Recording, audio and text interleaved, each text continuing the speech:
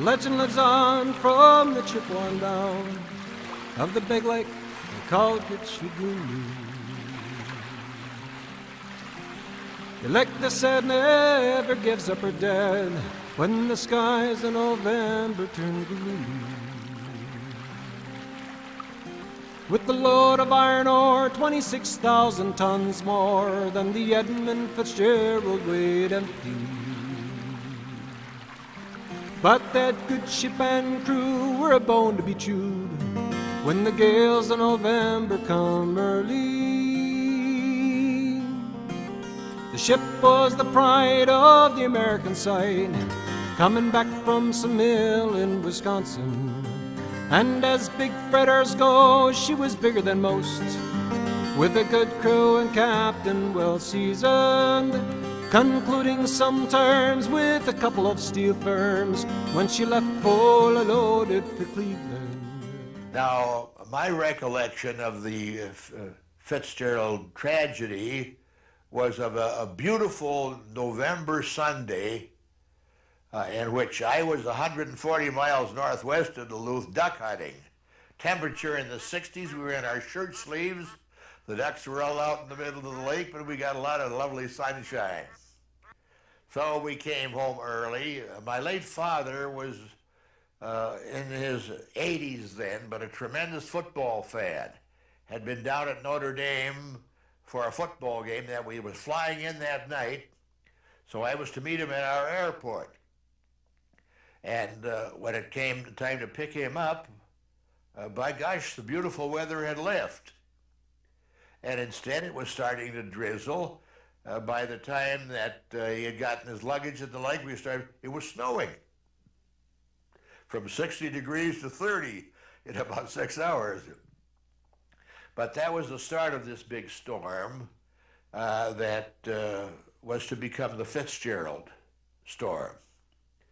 Earlier in the day, the Fitzgerald had loaded 26,116 tons over at Superior's Eloise docks, and had taken off, I think it was about 1:15 our time. Took the northerly route, picked up the American steel corporations, Anderson off two harbors, and the two ships were sailing together on the north route. So it looked like a start of a routine route, but what we didn't know was that the Weather Bureau had for 2 days been watching a substantial storm coming up from the Oklahoma Panhandle. And for 2 solid days it had moved at steady 42 miles an hour. But by the time the Fitz left shortly after noon, the weather forecast still didn't have a handle on it. Would it hit Upper Lake Michigan north of Beaver Island and rake the area clear to the Straits? Would it rake the mainland of Upper Peninsula? Would it come out on Lake Superior? Well, later that afternoon, they deduced it might come out in Lake Superior, so you're going to have a gale warning prepared.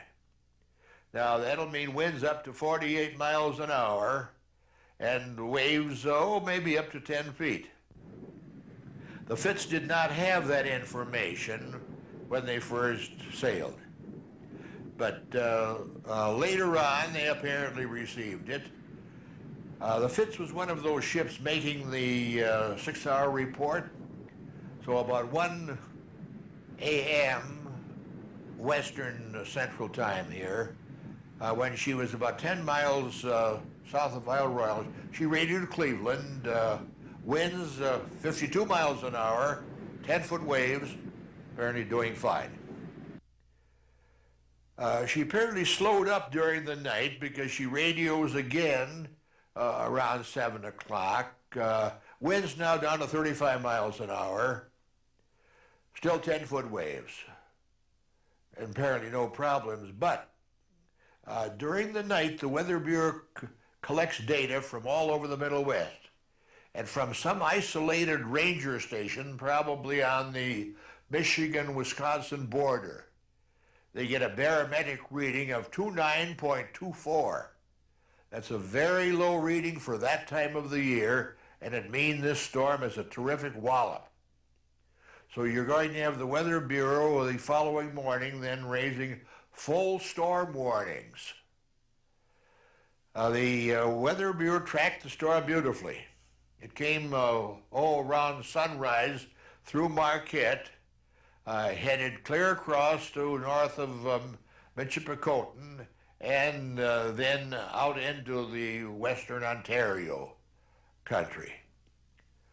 But what the Weather Bureau couldn't forecast was when that storm hit the Lake Superior atmosphere, it stopped dead in its tracks.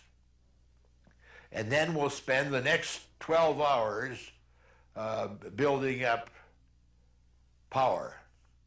In the meantime, in an early morning broadcast, the Fitzgerald, which was ahead of a little flotilla now, you had the Fitzgerald followed by the Anderson, then the flagship of Inland Steel, then the Roger Blau flagship of U.S. Steel, and the Canadian package freighter Fort William. You had this little flotilla initially advised to steer far to the north up toward the Slate Islands, because if this were going to a routine storm, the winds would shift from the southeast clear around to the northwest and blow with fury. Now, the northern portion, Canadian portion of Lake Superior, you might say, is even semi-mountainous. Very, very high rocky hills which break the force of the northwest wind. So these ships were expected to hide from that by following that circuit route. But unfortunately, had the Fitz run the usual route from Keweenaw Point to Whitefish Point, they would have gone by without any difficulty at all that early in the morning. But by the time the Fitz and the others started to come down, the storm had built up quite substantially. And you had, of course, the unfortunate consequences.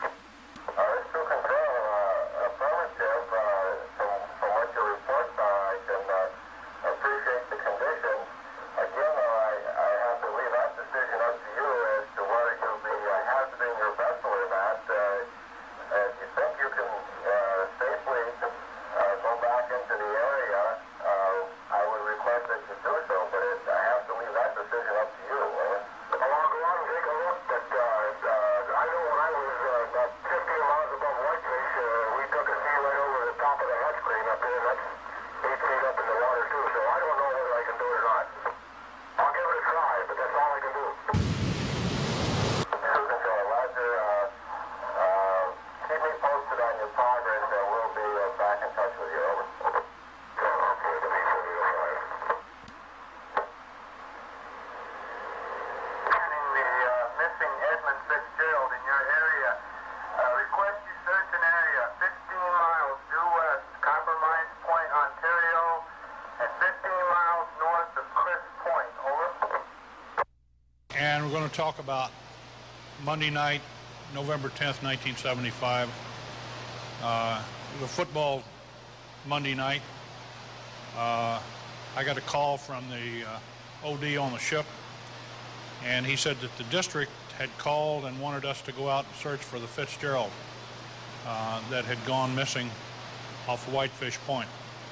I didn't believe him, so I called a command duty officer in Cleveland to confirm what he had told me, and he said sure enough it was gone. So we started a recall using television, radio, and our normal telephone system. We sailed out of Duluth in about an hour and a half from the time we got the call, and all hands on board with the exception of a third-class cook. We headed for the last known position of the Fitzgerald, and took us about 20 hours to get there. We broke out the ice lights and started our search. About 10 minutes or 20 minutes into the search, we picked up a flashing white light, which was a strobe light off of a life ring. It was probably the last thing that came off of the Fitzgerald. We searched for the next 3 days and 4 nights before we gave up that particular part of the search. Now, the determination that we came up with basically was there was nothing glaring that would show that the crew had been negligent or that any massive wave had smashed the ship or that it had hogged and sagged. It looked like the vessel had plunged because the windows in the pilot house were jammed through the back of the pilot house. All the wiring in the pilot house was out the back windows. The way the hull was broken and twisted was indicative of the bow hitting the bottom and digging in, the stern being still on the surface, propeller still turning, and then it started to break apart. The torque from the propeller would have twisted the bow as it hit the bottom, and then would have twisted itself loose and would cause the upside down position of the stern. No survivors. What happened to Fitzgerald, why she sank, remains an unanswered mystery. We've studied this thing, we've turned it over, we've had numerous expeditions go out, both with remotely operated vehicles, with side-scan sonar, with submarines, and we've looked at the evidence, we've turned it over every which way we can. And the final conclusion is that there is no smoking gun. Why the Fitzgerald sank cannot definitely be answered.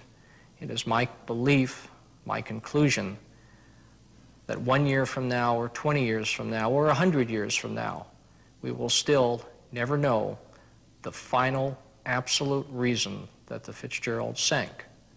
It's one of the great mysteries of Lake Superior, and it will remain.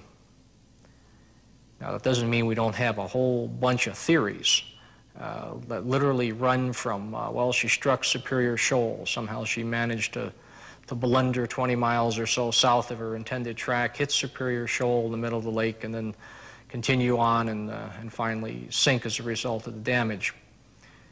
Another theory claims that she hit Caribou Reef, that reef extending north of Caribou Island, bottomed out, did terrible hull damage, somehow never knew that, continued on her track, and sank as a result. Other theories say, well, no, she was really suspended between 2 gigantic waves, and as a result of the hull stress, she simply cracked in 2 and sank.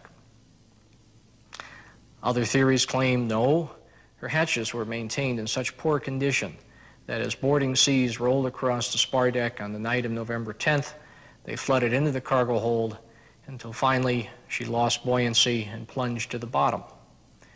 Perhaps the most novel explanation of loss is that it was actually caused by a flying saucer, you see, that came down and somehow through magnetic disturbances forced the Fitzgerald to dive beneath the waves, striking the bottom of the lake. The real answer is never going to be known.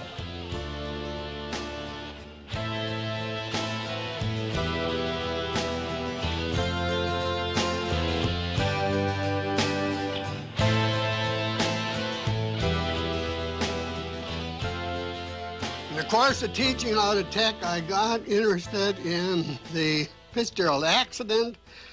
Simply told 2 students to show me how it sank, and I haven't been able to let it go ever since.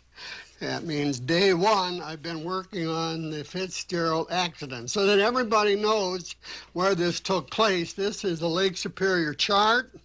The number is 2300. It's the Canadian chart, so that we can show Superior Shoal. The American chart of the same water does not give this detail.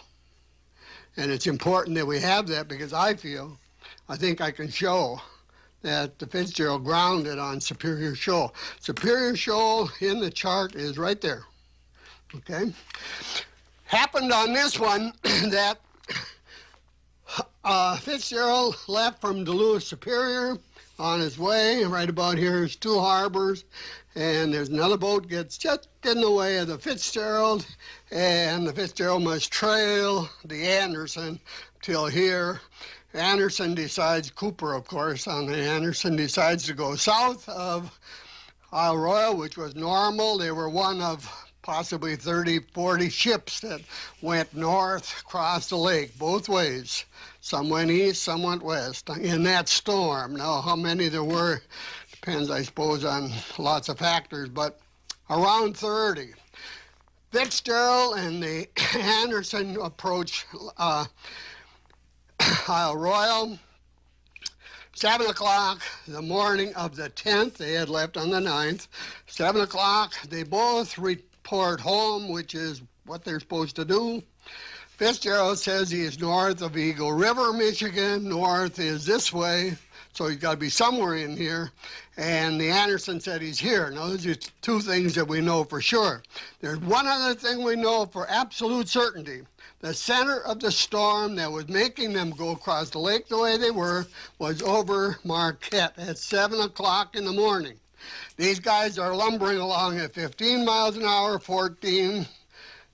The storm is going like this, but it's going at 35 miles an hour, which means that after 3 hours, and the Fitzgerald is somewhere in here because 10 o'clock in the morning, officers on Anderson said the Fitzgerald was to their starboard front 10 miles. Now, Cooper said many, many times, we did not come close to the shoal right here, but they did.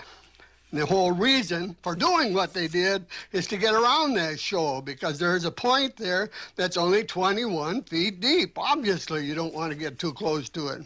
But in order for Fitzgerald to get around Anderson, which is what he was trying to do, and it's something he probably did the whole year. To me, my thinking is not was he passing Anderson, is how many times did he pass Anderson in that year? I'm sure he did it many times. He lapped him a couple of times at least. Point is, the wind is coming this way out the northeast because there's a storm, counterclockwise, right? Down is coming on him. And the idea is to come up in here and catch as little wave on the bow as you can. Otherwise, you take it broadside, and you don't want that. All right, the Fitzgerald is doing this, so he is catching it. As the storm comes this way, 10 o'clock, there's 30 miles, 30 miles, 30 miles. 7, that's 8, 9, there's 10 o'clock. He's here. What do you think is happening to the wind that's hitting him? More and more broadside. He had to turn north. He knew where he was. He decided that he could turn north right here, and when he did, he caught one of the points on the shoal that would be shallow enough. This one is 3.5 fathoms, 21 feet. There's one over here is 7 fathoms, 42 feet. I say that the Fitzgerald could hit that one. He could also hit this one and this one, but I believe that he was closer to this one at that time, knowing where he was. And they were experts. They were professionals. They knew what they were doing. They knew where they were. They didn't think that they were going to hit this one. The reason I think he hit this one, That boat did this and this, this and this. Take this one right here. Going through the deep, heavy waters. How do we know that? Well, we know that in those conditions, at the back end, front end go out of sight. Then it would come into sight, out of sight. If you're at the front end, the back end will go out of sight, into sight. If it goes out of sight, and this is approximately 30 feet high, that superstructure, doesn't it follow that this can go 15 feet further down than it might normally do, and even a little bit more because of the bobbing? Not only that, he grounded 200 feet, and we'll see that in the accident scene. 200 feet from beginning to end. It had to be such that it punctured the outside skin, but not where the cargo was, because if it had punctured the cargo skin, cargo hold, skin, the boat would have gone down right there. It had no provisions to take water out of the cargo, none. And I am saying in 1.8 miles from this one right here, and the reason I'm saying this at all, because if you're trying to go there and you're using RAN, which is what's superimposed on this is superimposed on data that was generated in 1930 technology. 1995 technology is not going to find that exactly where it's showed on this chart. It'll find this exactly. It'll find that exactly, but this one it will not find exactly. And they found that out when they resounded this area here. 10 Fathom Shoal is actually 1 mile to the east of where it should be.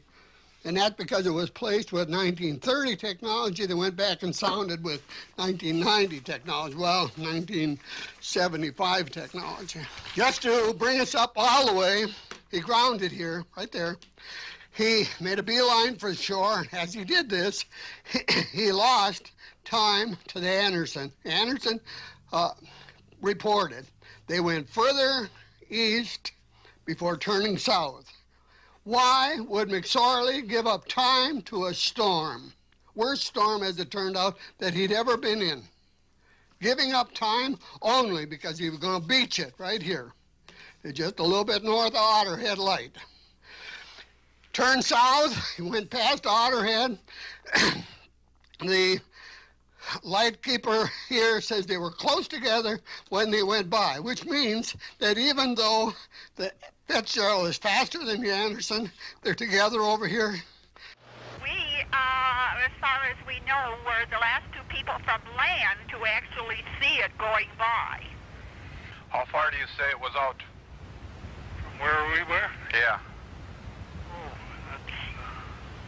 That's 7 or 8 miles, I'd say. Uh-huh. And what was the name of the one that was falling? The Anderson? Yes, the Anderson. Uh-huh. It seemed to be roughly about 2 miles behind it. Fitzgerald gave up some time for some reason.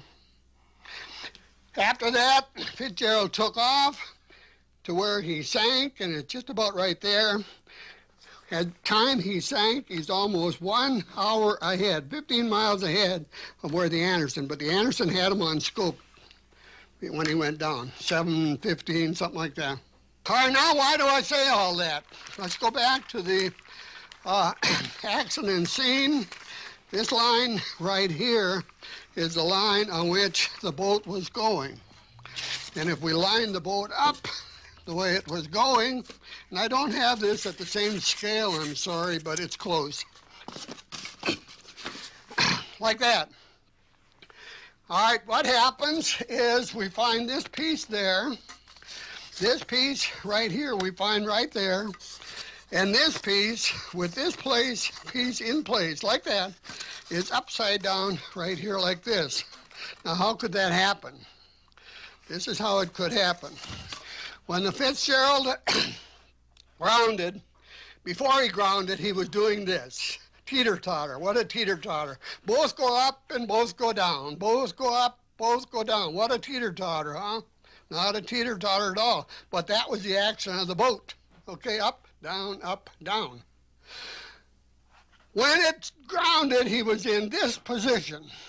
he dragged the bottom for 200 feet, and that punctured a hole in his side. When he did that on the port side, we can see it's on the port side when we turn this thing upside down. We can see it right there.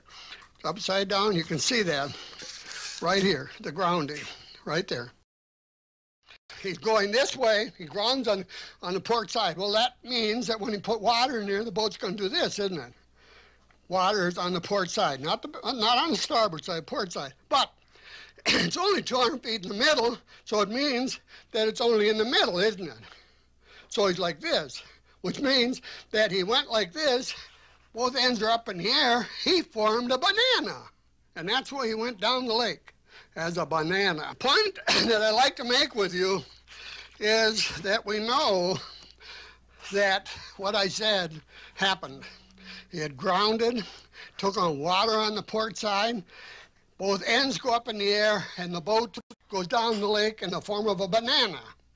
Now, if it's in the form of a banana, and we left the rudder pointing straight like it would normally have been held all the way, and the way it would have been found in that wreck would have been straight ahead, and it would have gone in a circle.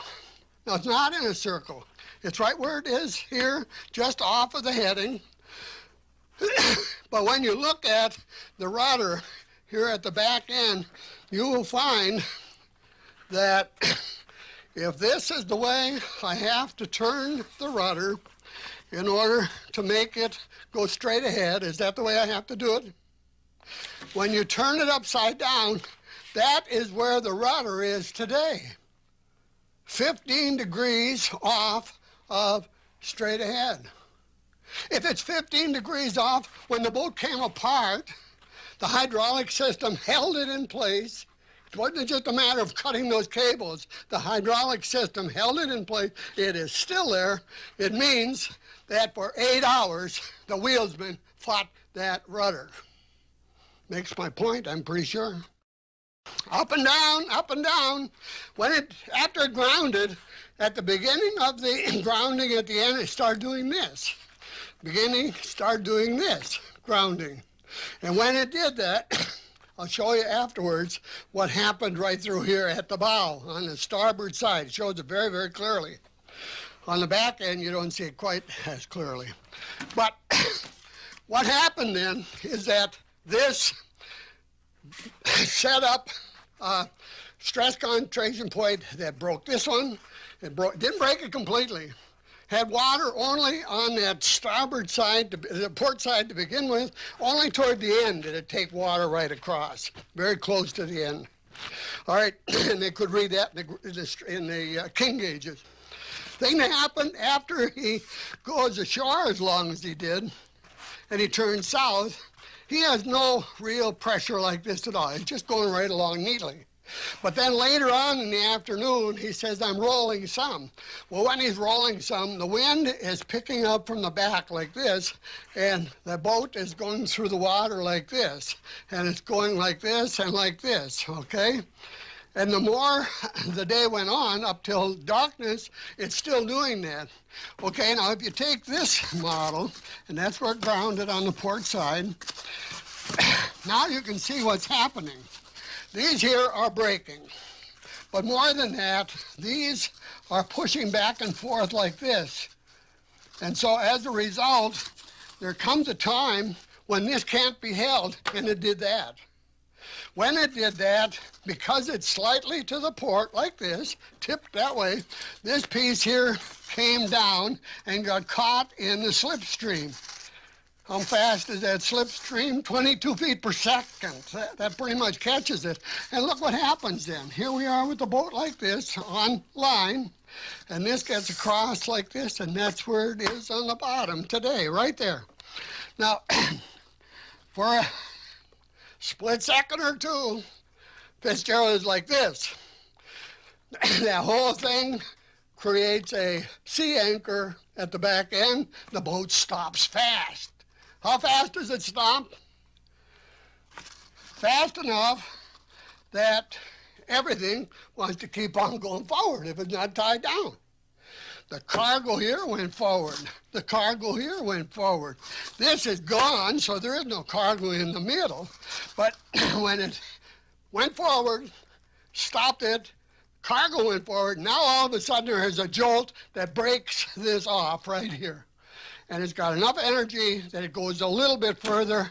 And so when you look at it, you can actually see it kicked up some of the bottom right there when you look at that from the side. How fast was he going? The pilot house on the port side is open. Not everybody is reporting that, but it is open. Okay? Somebody had to undog that door in front of the captain, ride with his hand on the latch. When the old baby comes going down, I'm going to be the first one out. He felt this here. He felt this there. He felt that. He pushed his hand down. Before he could do the next thing, this boat stopped so fast that zap, everything went forward, including the guy at the wheel, probably impaled on the wheel. Everybody else went forward. Same thing happened at the back end. And in fact, we don't see any doors open over here.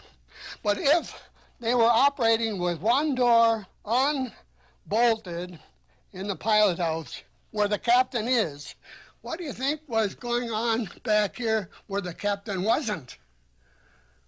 They were ready to get out of there. Point is, he opened the door, he went straight forward. Now, when the cargo goes forward, this thing here, all the cargo gets trapped. It gets pulled off of here. That's going down pretty fast, possibly 10 seconds to bottom. Goes from normal pressure to 17 tons per square foot, which is enough to make any body in this end of the boat disappear in a hemorrhage. It would be my guess that each tooth up in that pilot house disappeared in a couple hundred pieces by implosion.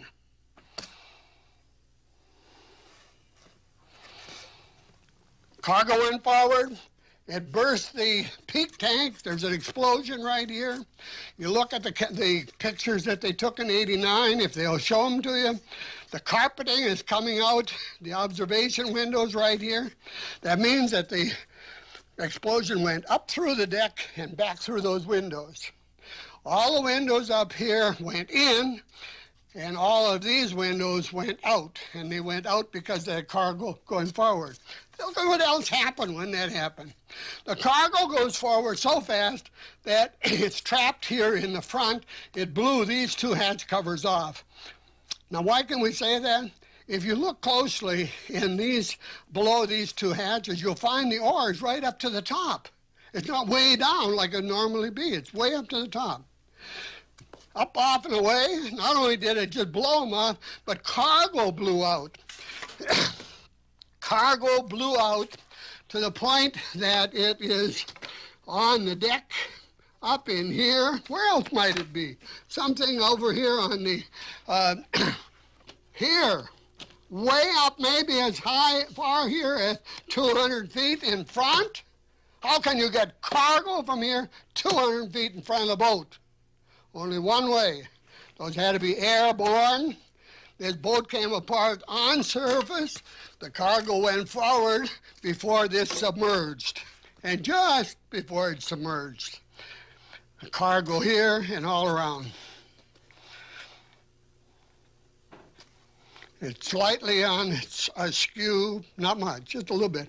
Now, because it's like this, because of the compressed air coming out right here, because the cargo went forward, this went around like this, and that's why this section of the boat is offline by that much. This one here, we figure, did this as it came loose. This one is like this. Nobody turned off the controls to the engine, so the engine is still turning. It does this and it rolls over at the same time. Now the reason it rolled over this way is because it was in that position slightly for the last 8 hours. Nothing new. So it did this and turned upside down. Now I believe that it hit like this, and then the last little bit that it rolled over, it just kind of fell down in place. Now it could have almost hit this way and stayed that way, but it didn't. It hit on that corner and rolled over. And this is sitting here like this. Now, want to or not, you must tell me what's right here. What is that? That's that 200 feet that fell out right here. That's where it is. It's right there. Which means, want to or not, the Fitzgerald is in 3 pieces. This piece, and this piece. This piece here is covered up with cargo that came out of the back end. Came right out here on the back end. It's also got some cargo along here that also came out somewhat, but most of that was dumped right here. And that's possibly why this is as high as it is and it goes down. Not because of that funnel. The funnel here would hold it from going down, but the whole boat, that funnel couldn't hold it. Somebody's got to explain to me why these taconite balls are out in front of the boat. That thing broke up on surface. If it broke up on surface, a condition caused it to break up on surface. Not like what the National Transportation Safety Board said last, which of course is the official reason for the sinking of the boat. What is it? Excessive hydrostatic loading. What they did is they built a tank right here on a set of hatch covers duplicating these. And they filled that tank with water until the hatch cover failed. The height of the water compared to the height of the waves, bingo, we sank the boat because of excessive hydrostatic loading. That is not what happened. That is to hide behind doing your duty. Seems to me, confirms to me, that it is a cover-up. And they're still covering it up. And people will not buy it any other way. Some people are saying, oh, keep off of it, you know, it's sacred and all the rest. Malarkey. No argument that it's not sacred. That isn't the point. But we don't have the answer of why it happened. It's going to happen again. Simple as that.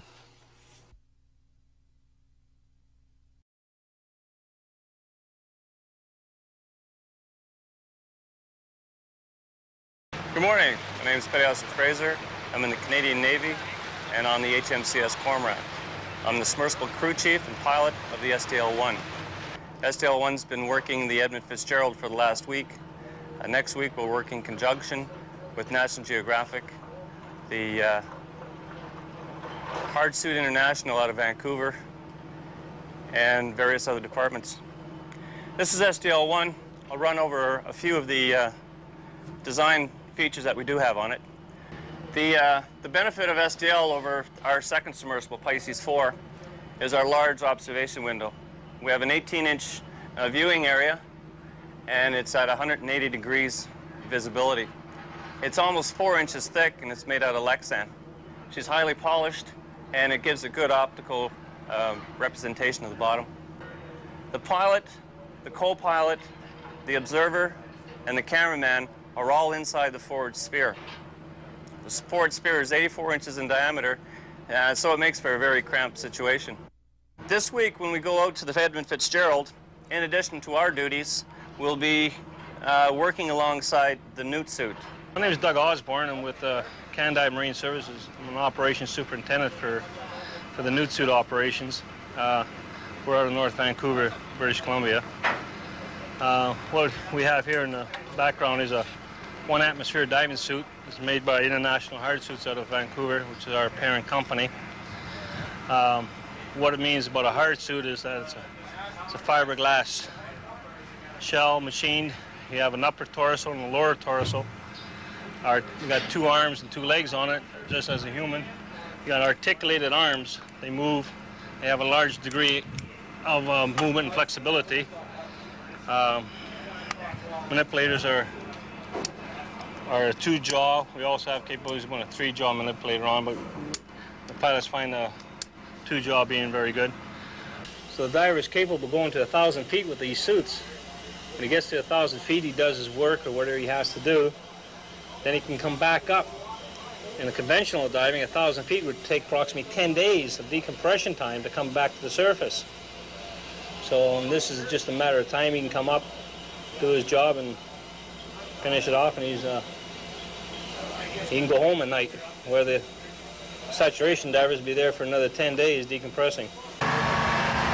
Bruce Fuoco, F-U-O-C-O. I'm with Hard Suits Incorporated out of North Vancouver. We're the manufacturers and operators of the Newt suit. We use the suit to not only remove the bell from the Edmund Fitzgerald, the original bell, but we also place down a replica bell. In total, we did 5 dives. The first dive was just an initial survey dive to establish a downline and get organized as to where exactly we were going to do the work.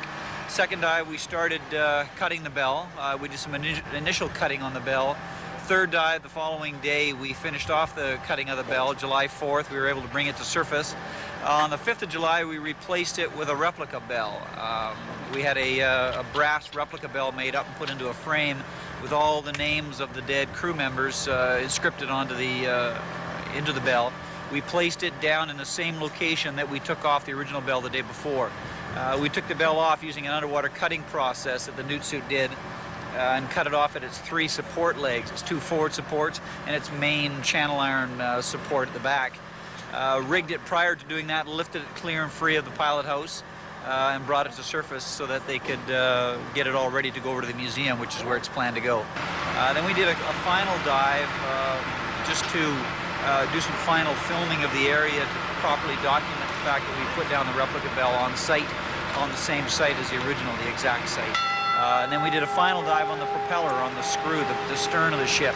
We did a dive around with the suit so we could properly document on film the actual screw of the Edmund Fitzgerald also. Things went real well. The job was a total success. The crew of the Anglian Lady, as well as our crew, all came together and we got it done exactly the way we wanted to get it done. And the bell soon, if not already, is going to, well, I think it's going to be on display for a presentation this afternoon, and then it'll be on its way hopefully real soon to the museum at Whitefish Point.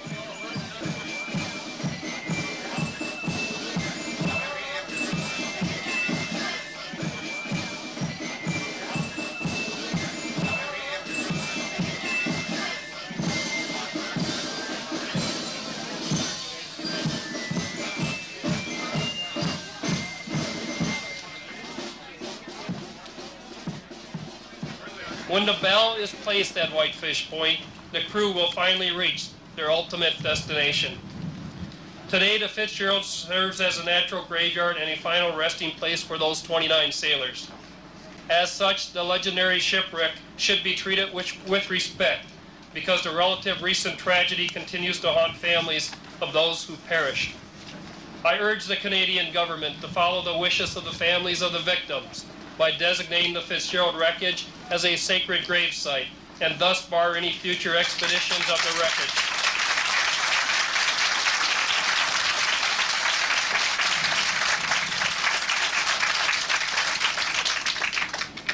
When the powerful ore carrier, the Edmund Fitzgerald, succumbed to the monstrous storm in Lake Superior on November 10, 1975, it created a legend which will live on in American history. We, in future generations, must never forget the 29 crew members remain interned in a 500-foot nautical grave. May they rest in peace, and may God bless all of us.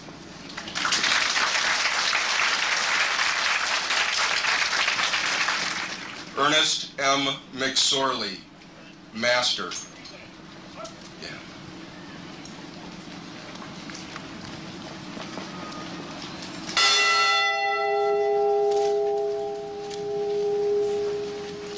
First Mate John H. McCarthy, rung by his son John Jr.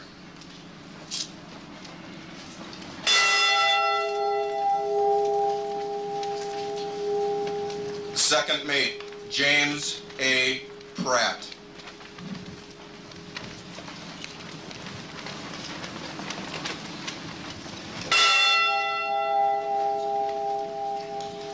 Third Mate Michael E.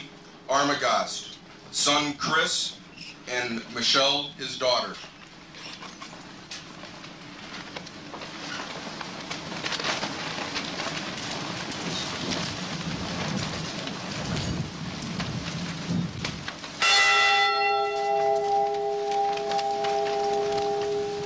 Chief Engineer George J.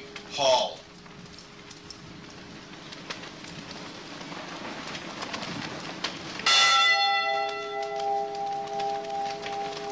First Assistant Engineer, Edward F. Binden.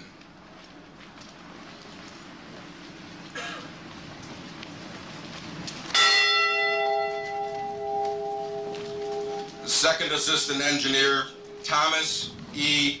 Edwards.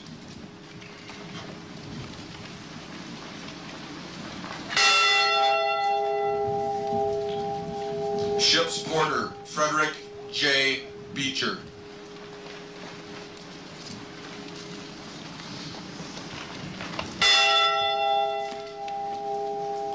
Oiler, Thomas Benson, rung by his mother, Florence.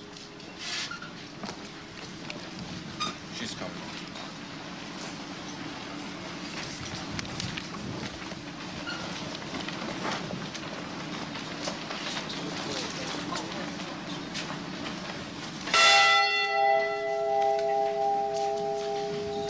AB Maintenance Man, Thomas D.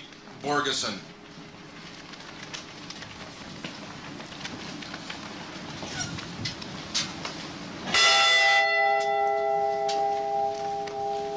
Ship's Porter, Nolan F. Church.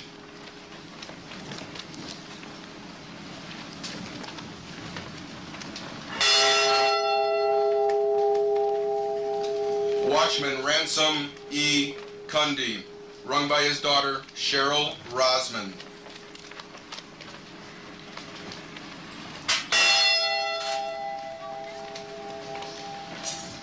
Deckhand, Bruce L. Hudson, rung by his daughter, Heather.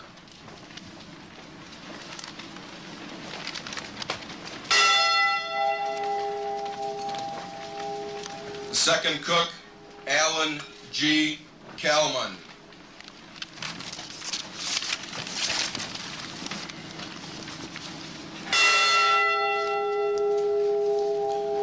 Second Assistant Engineer, Russell G. Haskell, rung by Russell's brother, Roger.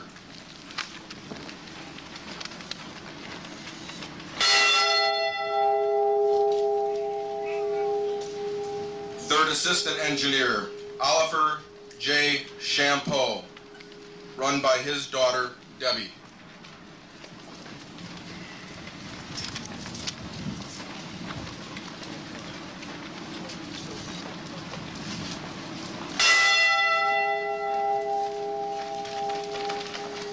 Wheelsman, Eugene W. O'Brien.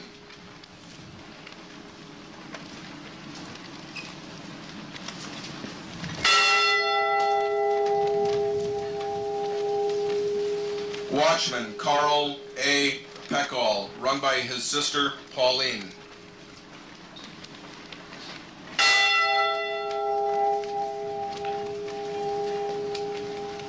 Wheelsman, John J. Poviach.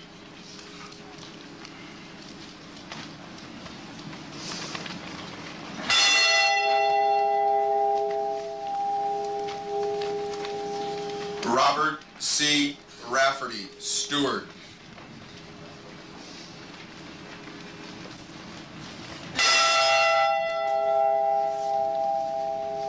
Deckhand, Paul M. Ripa.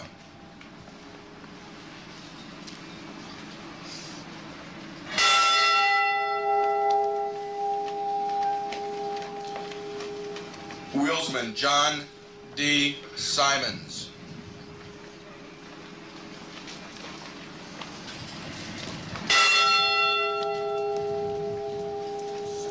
Wiper, Gordon F. McClellan.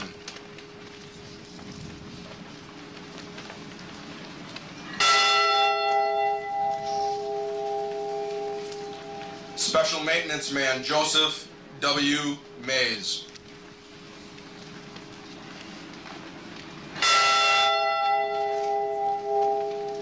Watchman, William J. Spengler.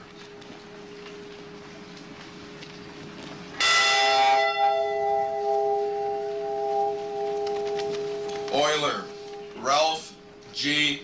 Walton.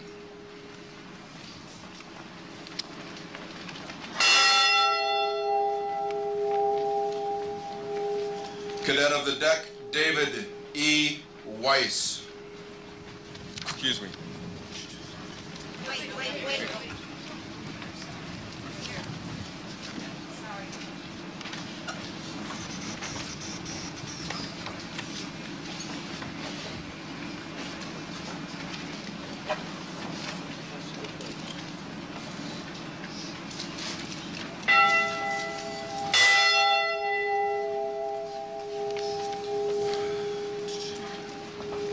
Oiler Blaine H. Wilhelm, rung by his wife, Lorraine.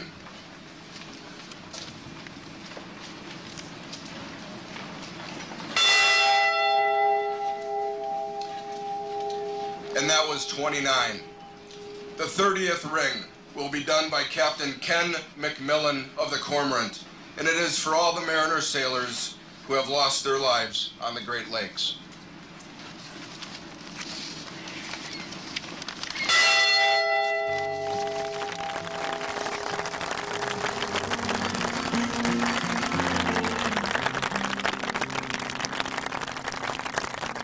The legend lives on from the Chippewa down of the big lake they called Gitchagumi. The lake they said never gives up her dead when the skies in November turn gloomy. With the load of iron ore, 26,000 tons more than the Edmund Fitzgerald weighed empty. But that good ship and crew were a bone to be chewed when the gales of November come early. The ship was the pride of the American side, coming back from some mill in Wisconsin. And as big freighters go, she was bigger than most, with a good crew and captain well seasoned, concluding some terms with a couple of steel firms when she left full loaded for Cleveland. And later that night when that ship's bell rang, could it be the north wind they'd been feeling? The wind in the wires made a tattletale sound as the wave broke over the railing, and every man knew, as the captain did too, 'twas the witch of November come stealing. The dawn came late and the breakfast had to wait when the gales of November came slashing. When afternoon came, it poured freezing rain in the face of a hurricane west wind.